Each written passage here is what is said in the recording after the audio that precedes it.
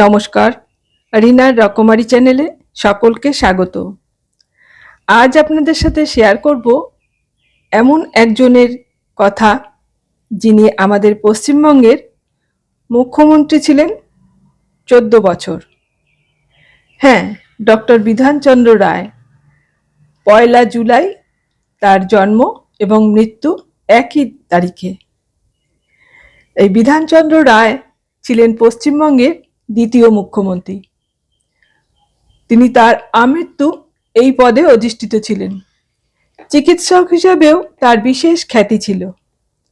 1911 খ্রিস্টাব্দে তিনি ইংল্যান্ড থেকে এমআরসিপি এবং এফআরসিএস উপাধি অর্জন করার পর কলকাতার ক্যাম্পবেল মেডিকেল স্কুলে, বর্তমানে নীলরতন সরকার মেডিকেল কলেজ, শিক্ষকতা ও চিকিৎসা পেশা শুরু করেন।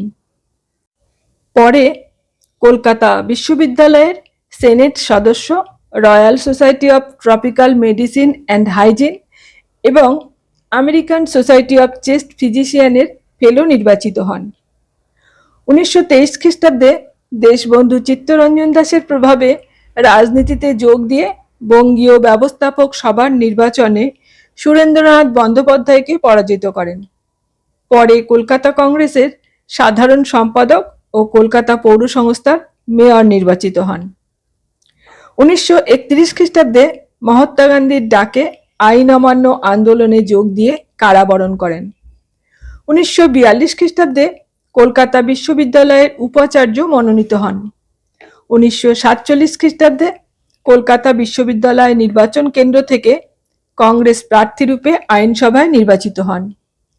1948 খ্রিস্টাব্দে গ্রহণ করেন পশ্চিমবঙ্গের মুখ্যমন্ত্রীর দায়িত্ব।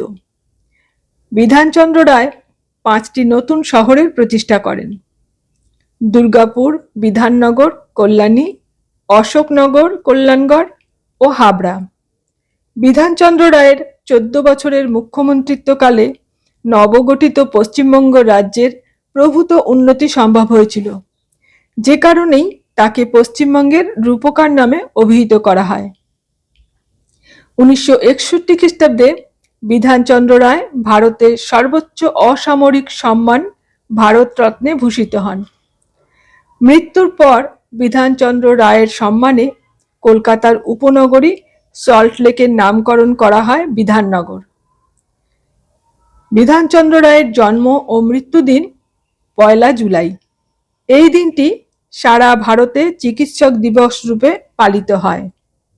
এখন একটি ঘটনার কথা আমি এখানে জানাচ্ছি। এই পশ্চিমবঙ্গের এক মফস্বল অঞ্চলের এক মহিলা দীর্ঘদিন থেকে মাথার যন্ত্রণায় ভুগছেন। দেশের নামি দামি বহু চিকিৎসকের পরামর্শ ও ব্যবস্থা অনুযায়ী ওষুধপত্র খেয়েছেন, টোটকা চিকিৎসাও করিয়েছেন, কিন্তু কিছুতেই তার মাথার যন্ত্রণা কমেনি। দীর্ঘদিন থেকে ভুগে ভুগে হতাশ হয়ে পড়েছিলেন ওই মহিলা। সর্বশেষ চেষ্টা হিসাবে ভদ্র মহিলার স্বামী তাকে নিয়ে এলেন কলকাতায় এক চিকিৎসকের কাছে। দেশ জোড়া নাম ডাক সেই চিকিৎসকের, সাক্ষাৎ ধন্বন্তরী বলে পরিচিত তিনি। একমাত্র এই চিকিৎসককে রোগী দেখানো বাকি ছিল।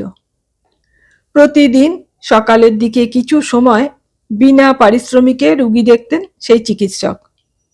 নিজের বাসভবনেরই একটি ঘরে তিনি বসতেন। ঘরের প্রান্তে তার বসার চেয়ার। দরজা দিয়ে ঢুকে রোগীকে হেঁটে ডাক্তারবাবুর সামনে গিয়ে বসতে হয়। ঘরে ঢোকা আর হেঁটে গিয়ে আসনে বসার সময়ের মধ্যে ডাক্তারবাবু তার রোগীকে পর্যবেক্ষণ করে রোগ নির্ণয় করে নিতেন। এমনই ছিল তার দক্ষতা। প্রায় সময়ই রোগীকে মুখ ফুটে তার রোগের কষ্টের কথা বলতে হতো না।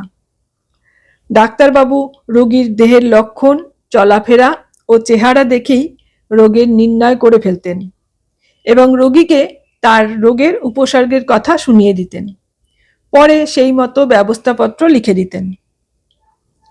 প্রতিদিনই শহরের এবং বহু দূর দূর অঞ্চল থেকে বহু দুরারোগ্য রোগী, অসুস্থ মানুষ ভিড় করত ডাক্তারবাবুর বাসভবনে। সেই মহিলাকেও তার স্বামী নিয়ে এলেন একদিন। তিনি যথাসময়ে ঘরে ঢুকে ধীর পায়ে হেঁটে গিয়ে ডাক্তারবাবুর সামনের আসনে বসলেন। এতক্ষণ তীক্ষ্ণ দৃষ্টিতে মহিলাকে লক্ষ্য করছিলেন ডাক্তারবাবু। মহিলা আসন নিতেই তিনি মৃদু হেসে বললেন, 24 ঘন্টা মাথার যন্ত্রণায় কষ্ট পাচ্ছেন বলে মনে হচ্ছে। আলোর দিকে তাকাতেও কষ্ট হয়? ডাক্তারবাবুর কথা শুনে ভদ্রমহিলার যন্ত্রণাক্লিষ্ট মুখের রেখায় আশ্চর্য একটা আরামের হাসি যেন ছোঁয়া দিয়ে গেল। তিনি বিহ্বলভাবে আরও কিছু কষ্টের কথা সকাতরে ডাক্তারবাবুকে জানালেন। ডাক্তারবাবু বললেন, কোনো ওষুধপত্রের দরকার হবে না। এখন থেকে যেই সিঁদুরটা আপনি ব্যবহার করেন সেটা আর করবেন না। বাজারের ভালো কোনো সিঁদুর ব্যবহার করবেন। কিছুদিন দেখুন, এরপর আমাকে জানাবেন। বলা বাহুল্য, দূষিত সিঁদুরের বিক্রিয়া থেকেই সেই মহিলা স্থায়ী মাথার যন্ত্রণার শিকার হয়েছিলেন এবং ডাক্তারবাবুর পরামর্শ মতো সিঁদুরের ব্র্যান্ড বদল করবার পর থেকেই তিনি আরোগ্য লাভ করেন। এই ধন্বন্তরী চিকিৎসকটির নাম ডক্টর বিধানচন্দ্র রায়, যিনি পশ্চিমবঙ্গের মুখ্যমন্ত্রী হিসেবে তার কর্মকৃতিত্বের জন্য স্মরণীয় হয়ে রয়েছেন। এই মানুষটি তার সময় ভারতের সর্বশ্রেষ্ঠ চিকিৎসক রূপে দেশ বিদেশে খ্যাতি লাভ করেছিলেন। তার আর এক পরিচয় ছিল, তিনি ছিলেন আধুনিক পশ্চিমবঙ্গের রূপকার।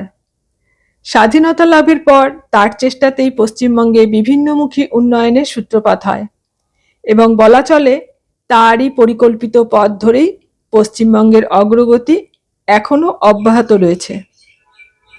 আজ এখানে শেষ করছি, আর এই লেখাটি সংগৃহীত। আপনাদের কেমন লাগলো কমেন্টসে জানাবেন। ভালো লাগলে চ্যানেলটির সাথে থাকবেন। ধন্যবাদ।